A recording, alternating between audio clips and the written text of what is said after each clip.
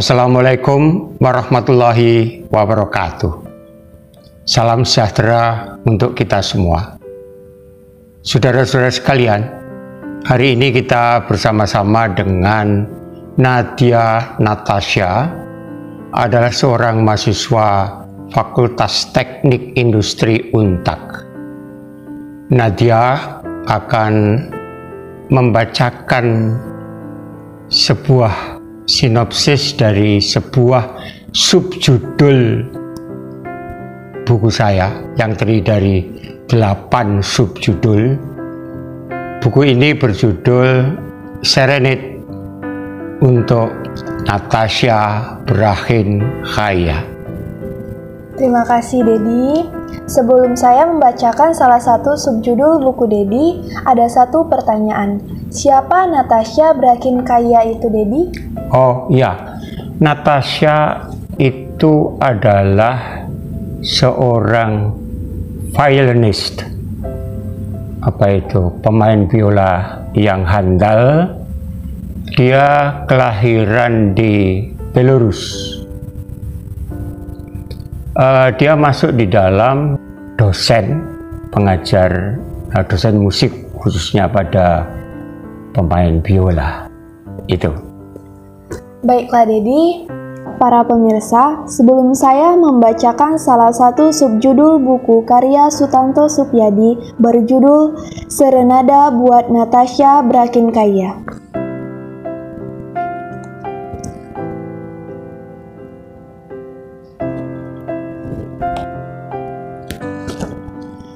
Perlu dijelaskan terlebih dahulu siapakah Dedi? Dedi, panggilan akrab Sutanto Supyadi sebagai seorang ahli hukum, ilmuwan, pendidik, dan budayawan telah menghasilkan 102 buku baik dalam bidang hukum maupun buku-buku non-hukum. Semoga terus berkarya dan berkarya. Buku-buku sastra atau kebudayaan yang telah diterbitkan antara lain adalah Kidung Prosa,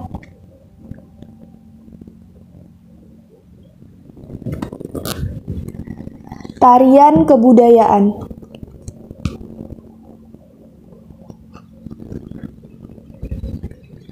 Kisah ini untuk anak-anak kita, Yadi.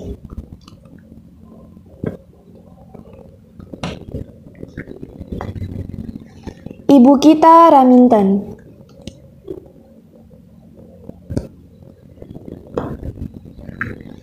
Perjalanan musafir dalam menatap bayang-bayang.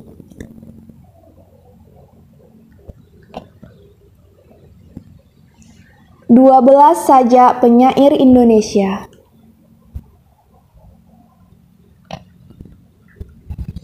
Pergeseran budaya dalam perspektif hukum.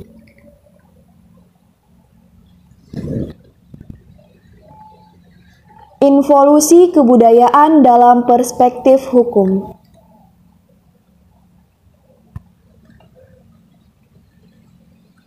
Saatnya yang muda memimpin negeri ini.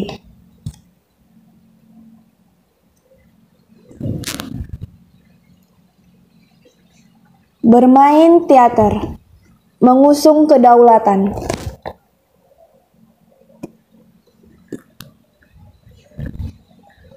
Bayang-bayang perkawinan.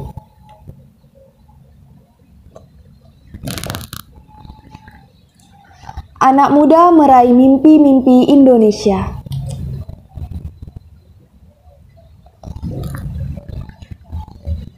Untung ada NU dan Muhammadiyah.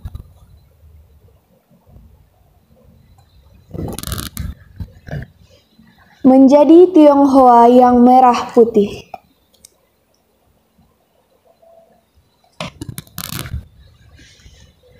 Rendra dan aku.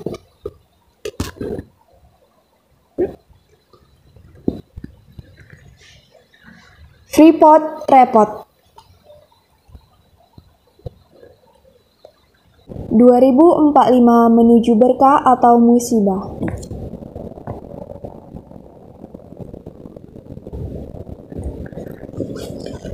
Revolusi politik anak muda.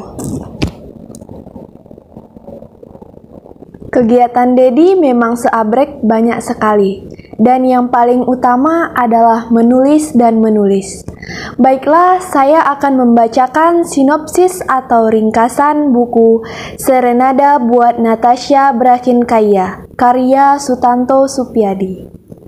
Terdapat 8 subjudul dalam buku Dedi, yaitu novel Kangen, I Swear on My Love, Romeo and Juliet, Speak Softly Love, Don't Forget, dan Selamat Tidur Natasha. Dan kesempatan ini saya akan membacakan subjudul novel dalam Serenada Insani. Di ruang ini tergeletak naskah novel tanpa judul. Di ruang ini ada sebuah novel tentang kemerdekaan insani. Kemerdekaan adalah suara nurani yang lahir dari kesadaran yang paling dalam. Di ruang ini terjalin kemerdekaan dua insan, tempat tulusnya hati terpateri. Haruskah kita berbicara tentang novel dalam arti seseorang yang kesenangannya membaca, membuat, mengkritik, atau bahkan sama sekali tidak menyukai apapun tentang novel, baik itu novel sastra ataupun novel populer? Natasha Brachinkaya, aku jadi teringat apa yang pernah kutulis. Sastra Indonesia dekade 70-80-an sebagai makalah untuk acara apresiasi sastra di Fakultas Sastra Universitas Jember. Bahwa kaum remaja termasuk dewasa cenderung menyukai novel pop. Kecanduan membaca novel pop karena unsur cerita, plot, dan juga suspense. Cerita yang mendebarkan, penuh kejutan, mengharukan atau happy ending merupakan daya tarik utama. Unsur happy ending pantas dicatat karena orang suka membaca keberhasilan, kesuksesan, dan kemenangan. Meskipun hanya trik belaka, ada semacam kepuasan di sana. Ada harapan bahwa hidup selayaknya sedemikian adanya. Novel pop lalu menjadi sublimasi impian-impian. Dalam novel western, si jagoan akan berhasil menumpas bandit-bandit betapapun banyaknya. Dalam novel detektif, sang hero akan membekuk pembunuh. Dalam romans, asik memasuki mahligai perkawinan yang bahagia. Di ruang ini tergeletak naskah novel tanpa judul. Di ruang ini ada sebuah novel tentang kemerdekaan insani. Kemerdekaan tentang dua degup jantung yang seirama. Dalam dekapan sendu, kita melayang jauh. Selanjutnya Natasha. Pada novel sastra justru sebaliknya. Yang dipentingkan dalam novel sastra bukan bentuk cerita, tetapi ide pengarangnya, pemikirannya, pengajuan persoalan-persoalannya. Dalam novel sastra bukan trik cerita, tetapi kebenaran dan kenyataan kehidupan yang dipentingkan.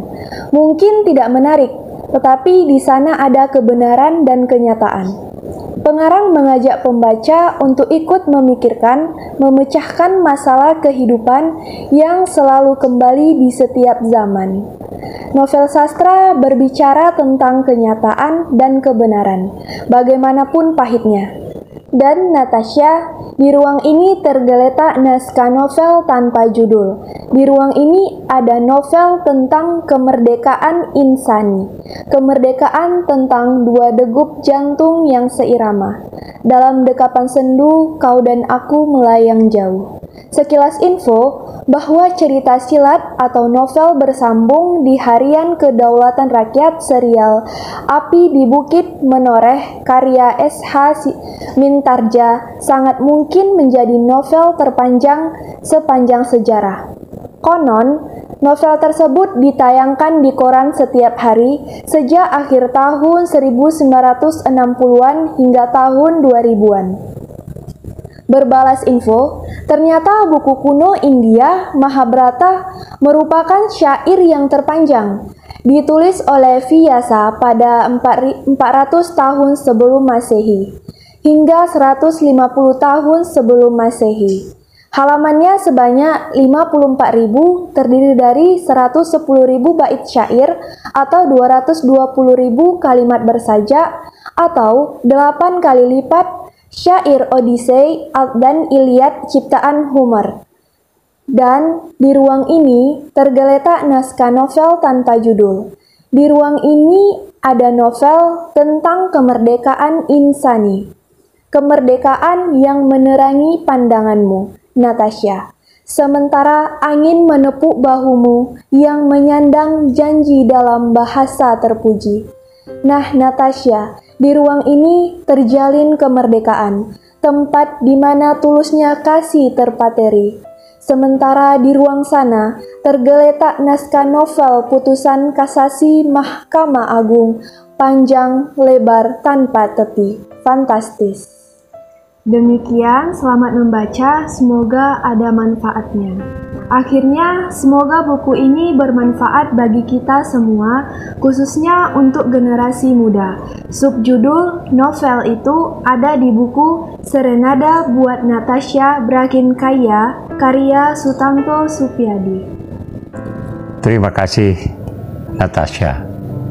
Anda telah sudi membacakan subjudul dari sebuah tulisan saya. Sama-sama, Dedi. Baiklah, sekali lagi dan akhirnya saya mengucapkan terima kasih. Nanti kita akan ketemu lagi di lain kesempatan. Sama-sama, Dedi. Sampai jumpa. Terima kasih, saudara-saudara sekalian. Demikianlah. Wassalamualaikum warahmatullahi wabarakatuh.